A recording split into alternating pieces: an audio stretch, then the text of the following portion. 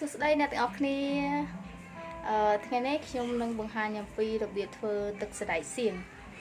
ដែលយើងធ្វើហូបជាប្រចាំថ្ងៃបានណាជាមួយនឹងទឹកសណ្តែកសៀងយើងធម្មជាតិអូខេតោះទស្សនាទាំងអស់គ្នាណានេះគឺជាសណ្តែកសៀងនេះគឺយើងត្រាំវាទុករយៈពេលមកយើងត្រាំពីព្រឹកល្ងាចឡើងមកយើងធ្វើត្រាំវារិច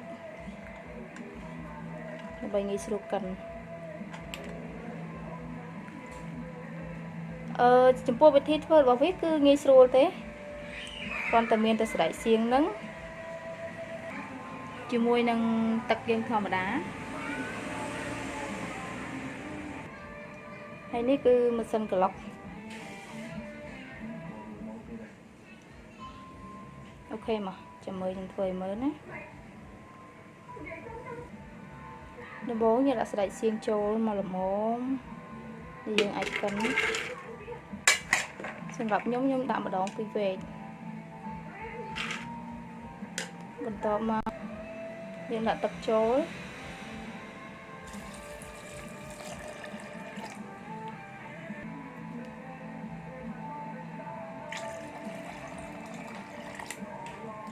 យើងដាក់មកបរិមាណវាគឺមកល្មមដែលយើងអាចកិនទៅកុំឲ្យវាខាប់ពេក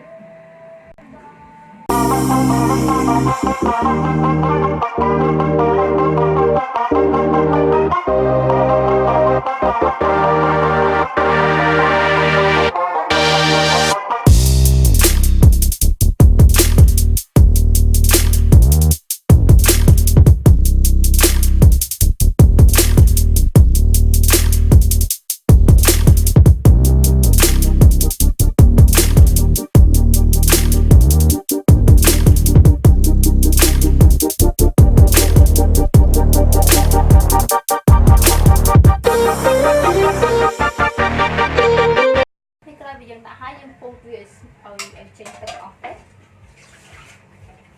ពុះតែដៃយើងផ្ទាល់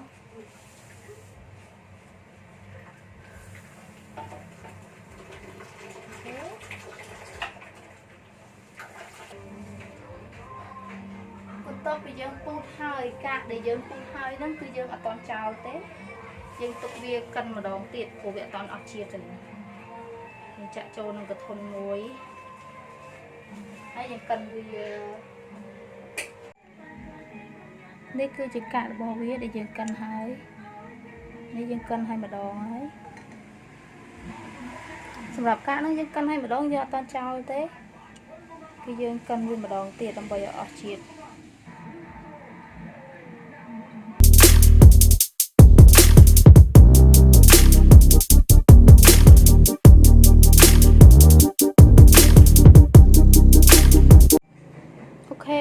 នេះគឺជាទឹកសណ្តែកដែលយើងបានកិនហើយយើងច្រំពពុះវាចេញទៅនេះស្លឹកតើយយើងដាក់ជាមួយនឹងស្លឹកតើយដើម្បីឲ្យវាឈ្ងុយក្អូបបន្ទាប់ពីយើងកិនរួចហើយពូតហើយយើង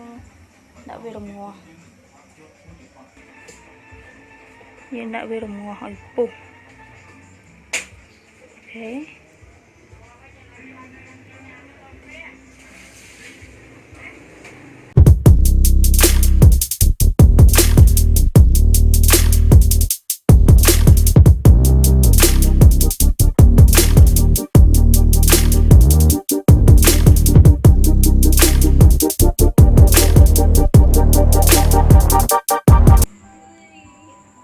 គឺយើងច្រងចំពោះវាចេញ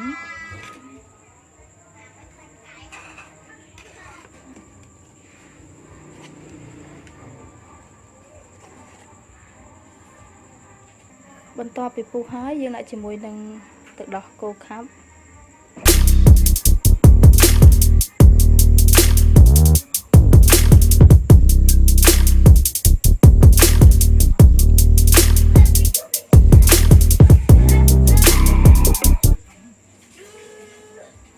សម្រាប់ទឹកដោះគោគឺយើងដាក់មកល្មមមកសមរម្យដែលយើងថា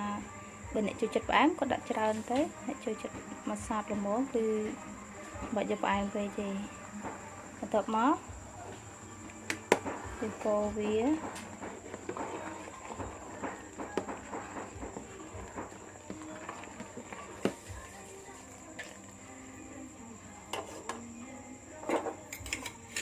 ហើយយើងថែមជាមួយនឹងស្ករស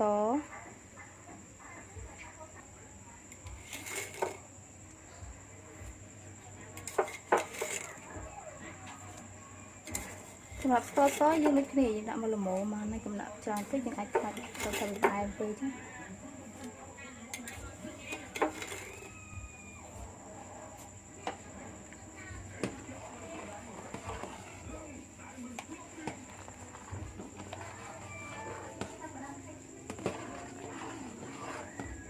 អូខេ